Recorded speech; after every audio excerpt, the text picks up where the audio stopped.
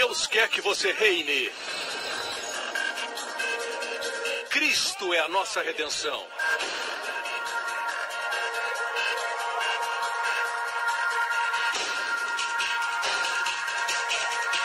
Deus é justo e faz o pecador justo.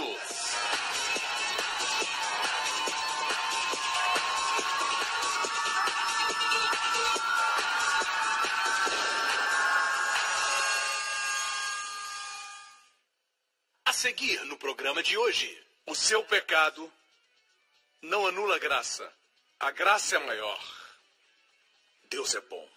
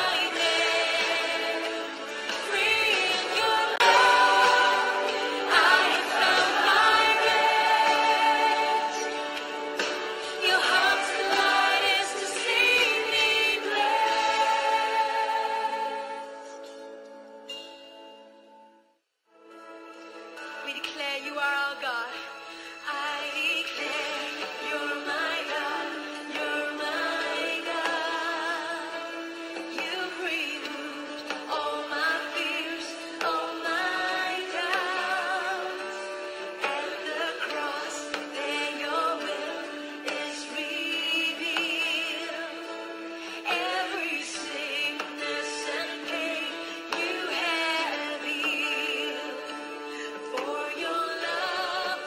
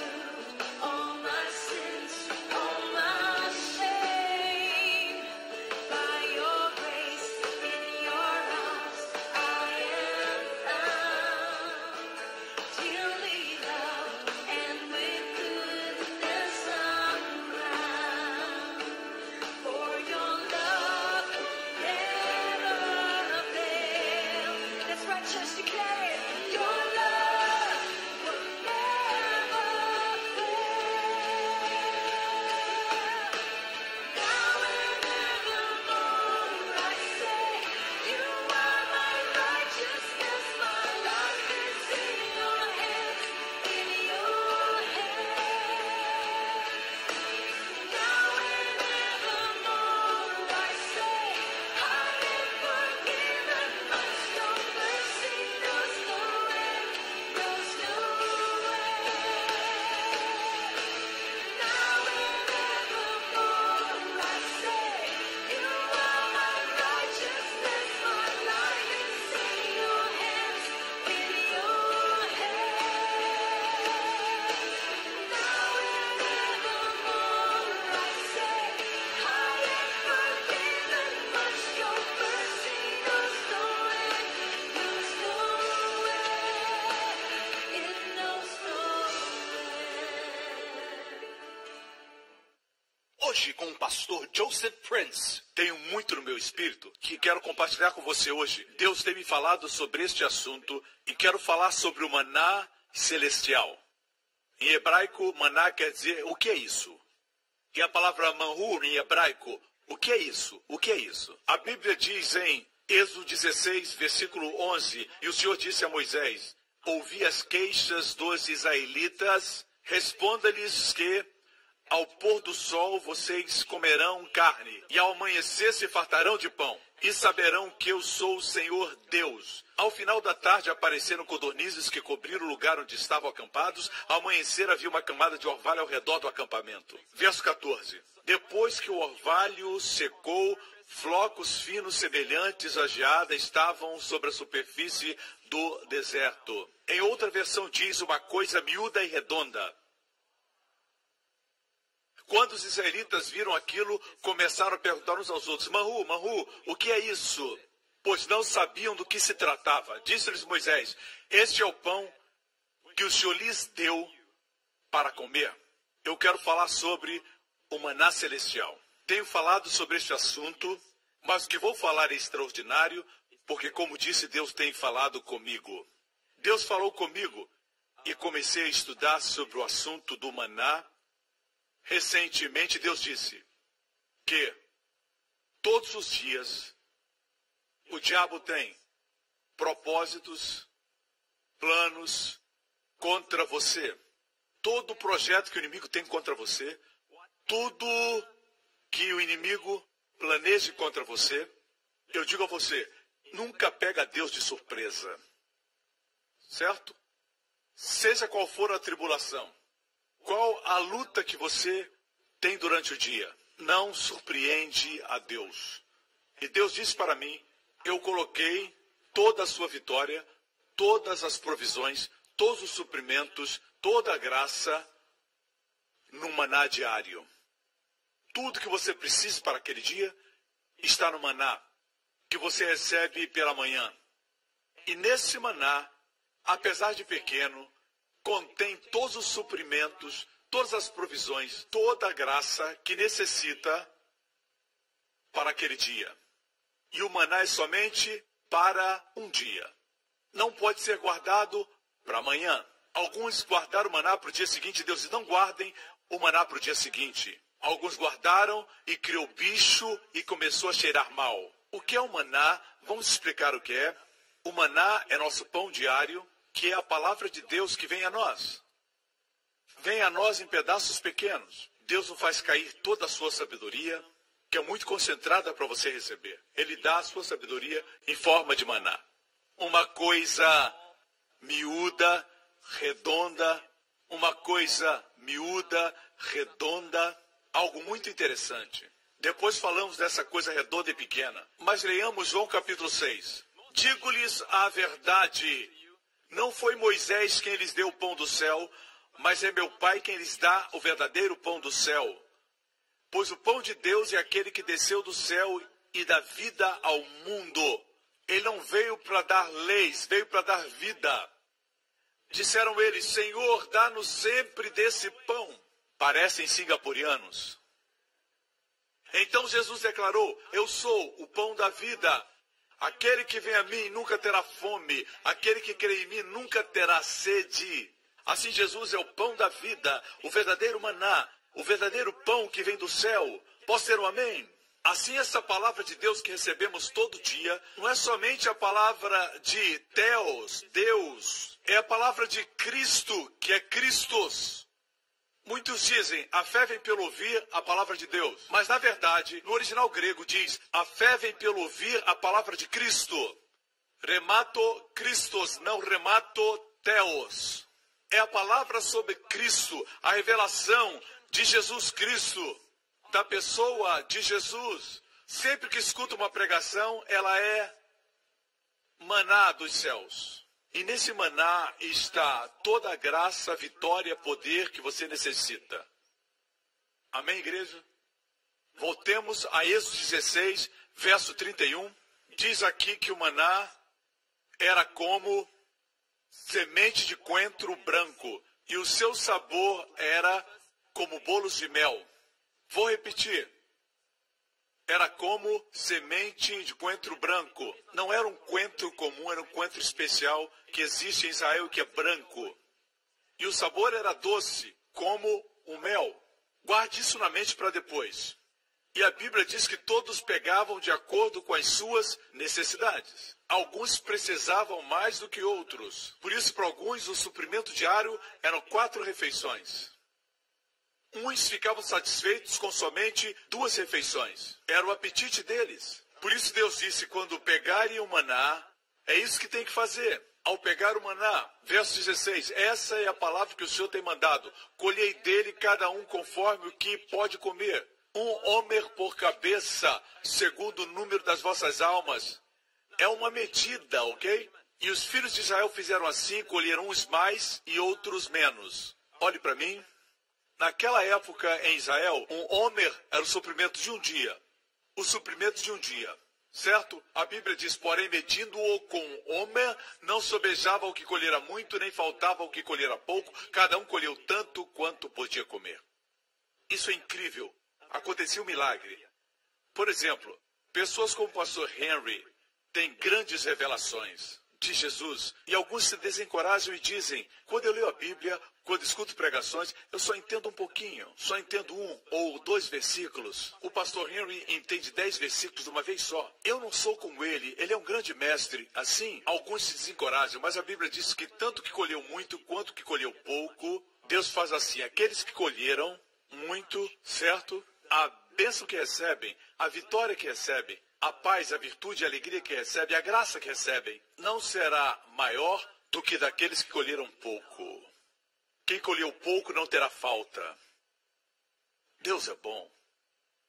A outra coisa que precisa aprender a respeito do maná é que não podia ser guardado para o próximo dia.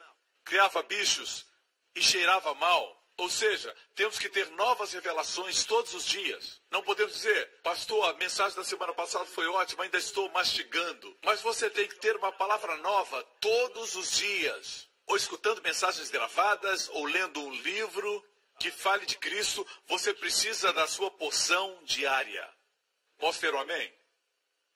Agora vamos voltar para a coisa miúda e redonda.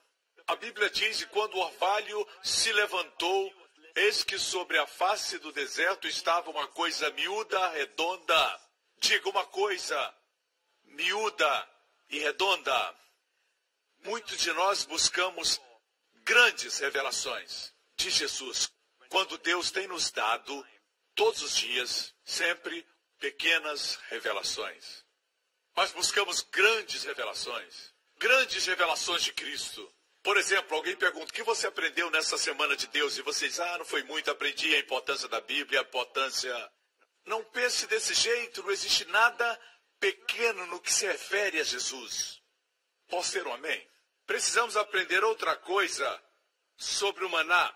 Além de ser uma coisa redonda, como disse, tinha sabor adocicado. Amém? Nunca perca o paladar. Talvez você veio à igreja por estar passando por um problema financeiro. Ou talvez veio porque tinha uma enfermidade no seu corpo. Ou talvez você tinha um problema no seu casamento. Mas quando veio, A mensagem não falava das suas necessidades, mas sobre Jesus, a palavra de Cristo. Mas à medida que ouviu, subitamente, algo doce foi liberado dentro de você. Nunca perca essa doçura. Porque quando isso acontece, é triste. O que aconteceu pode acontecer com qualquer um de nós, se não cuidarmos. Depois de Deus dar o maná, um pouco depois, o povo murmurou contra o maná. Um bando de estrangeiros murmurou, Números 11. Um bando de estrangeiros que havia no meio deles encheu-se de gula. Eram estrangeiros, não eram judeus puros. Era como meio chinês, meio indiano. Estou brincando comigo mesmo. Eu sou nova criatura. Estrangeiros que se juntaram aos judeus quando eles saíram do Egito naquela noite. Foram para a casa dos judeus para escaparem do anjo da morte. Muitos vieram com eles, e eles eram aqueles que tinham gula. E influenciaram Israel. Eles se encheram de gula e disseram, se tivéssemos carne para comer. Nós nos lembramos dos peixes que comíamos de graça no Egito. Também dos pepinos, das melancias, dos alhos porós. Mas agora perdemos o apetite. Nunca vemos nada a não ser esse maná. Que coisa triste falaram. Que coisa horrível que eles disseram. Não vemos nada, somente o maná. Tem pessoas que vêm aqui à igreja e são assim. Elas dizem, o pastor só prega sobre Jesus, só sobre Jesus, só sobre Jesus. No maná também está o poder de adquirir riquezas. Vejamos o contexto. Deuteronômio 8, versículo 18. Mas lembrem-se do Senhor, do seu Deus, pois Ele é que lhes dá a capacidade de produzir riqueza, confirmando a aliança que jurou aos seus antepassados, conforme hoje se vê. Deus dá a capacidade de produzir riqueza. Deus não lhe dá riqueza, Ele dá a capacidade de produzir. E no hebraico a palavra produzir é criar. Produzir, criar riqueza. Amém? Deus lhes dá a capacidade de produzir riqueza. E qual o propósito da riqueza na nossa vida? Para nós gastarmos nos nossos prazeres e bem-estar. É só para isso? Não. É para confirmar a aliança. Diga aliança. A aliança que jurou os seus antepassados. Fala da aliança abraâmica. Não a aliança da lei, não a aliança do Sinai. Não é sobre isso que fala. Mas a aliança da graça que fez com os antepassados, Abraão, Isaque e Jacó, que viveram mais de 400 anos antes da lei. Ele prometeu que qualquer um que quer confirmar a aliança da graça, a aliança de Abraão, ele dá a capacidade de produzir riquezas. A capacidade de produzir riquezas não é para aqueles que querem confirmar a lei do Sinai. Somente a aliança abraâmica. Então o que acontece? Vejamos o contexto. Ele lhes dá a capacidade, diga capacidade. Diga, é Ele que dá. Mas o contexto diz que a única coisa que Ele deu está registrada no versículo 16. E o sustentou no deserto com... A única coisa dada aqui no contexto é o maná. E depois diz, Ele lhes dá a capacidade.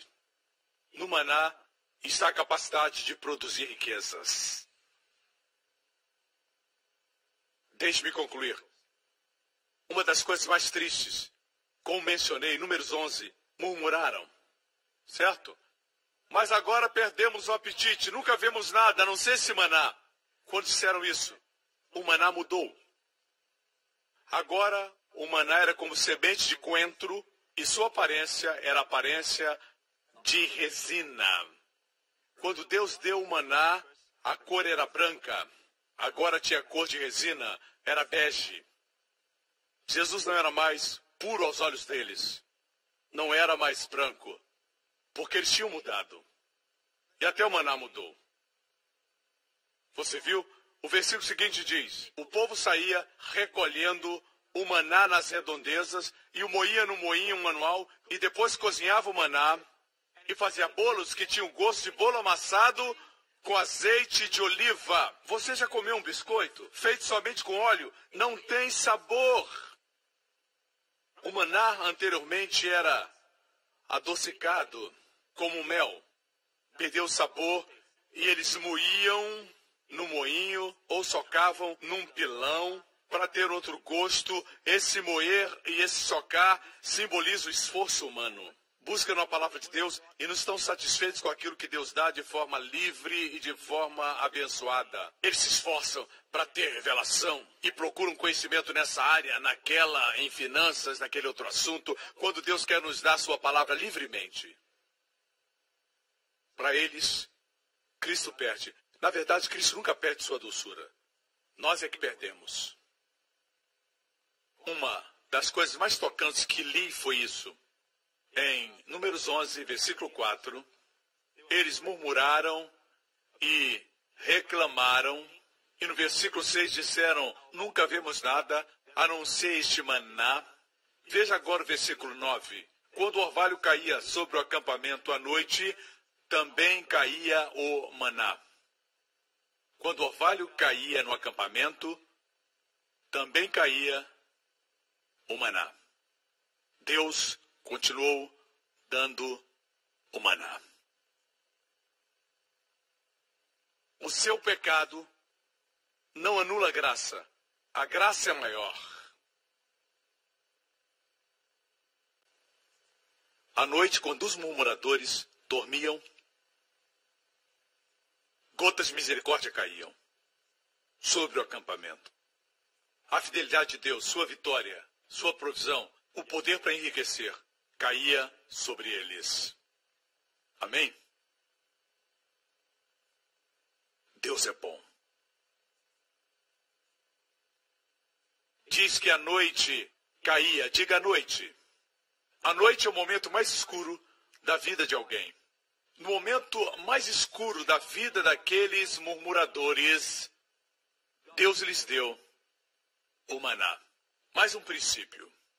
Quando Deus deu o maná em Êxodo 16, o último versículo, versículo de número 36, diz as seguintes palavras. Um homer é a 10ª parte do efa. Efa não é o nome da sogra de alguém. O que é o efa? Efa é o suprimento para 10 dias.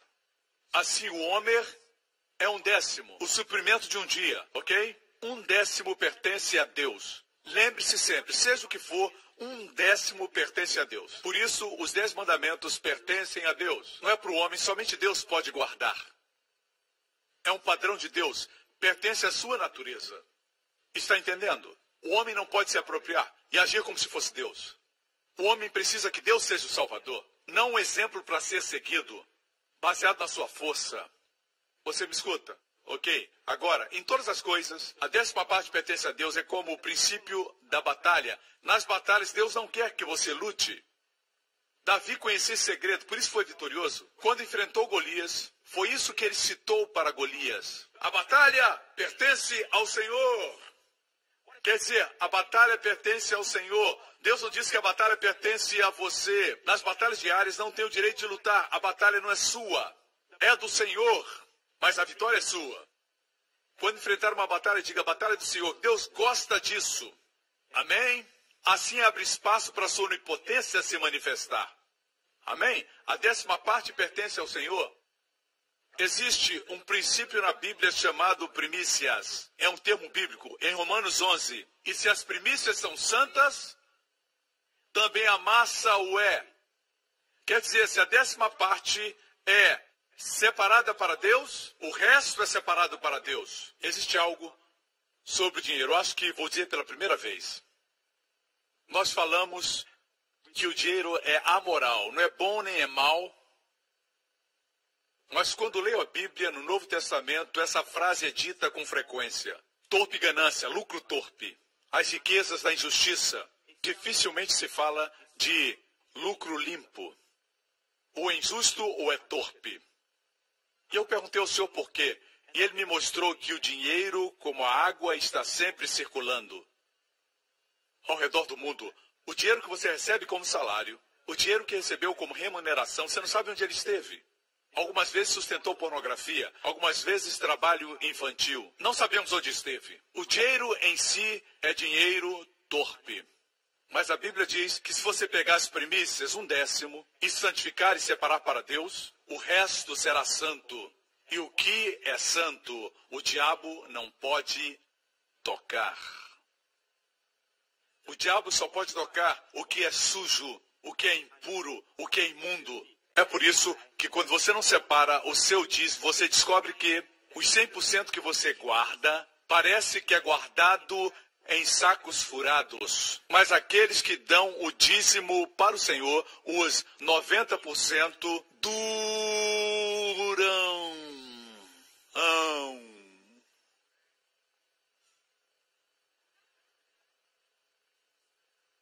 Amém? Você sabia que a raiz para a palavra riqueza em hebraico é a palavra 10? A raiz. Daí vem a palavra dízimo, maaser. Aser é rico. É a mesma palavra, com a diferença de uma letra.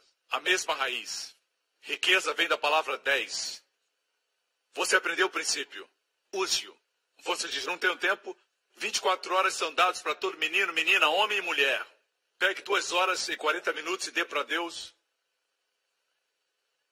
E o que acontece? Seu tempo rende. Não fique preocupado com o tempo. Eles tinham que pegar o maná bem cedo de manhã. Não pense 5 da manhã. O meu mais cedo é a 1 da manhã. Você diz, pastor, o senhor dorme muito tarde? O senhor não acorda cedo para coletar o maná? Eu acordo mais cedo, 1, 2, 3 da manhã. Não vamos levar ao pé da letra cedo de manhã. Cedo de manhã significa que deve ser a sua mais importante prioridade. Quando você busca primeiro o maná, busca primeiro o reino de Deus, alegria e paz. E o que acontece? Recebe toda a vitória, toda a provisão, todo o suprimento e todo o poder para aquele dia. Obrigado por sintonizar no programa de hoje. Esperamos que tenha sido uma bênção para a sua vida. Para mais informações sobre o programa da Igreja New Creation, acesse o site ncctv.org.sg. Lá você poderá se inscrever para receber um devocional diário do pastor Joseph Prince. Seja incentivado e fortalecido todos os dias e saiba o quanto Deus lhe ama através desses devocionais. Acreditamos que seu dízimo pertence à igreja que você frequenta e oramos para que você seja grandemente abençoado, altamente favorecido e profundamente amado.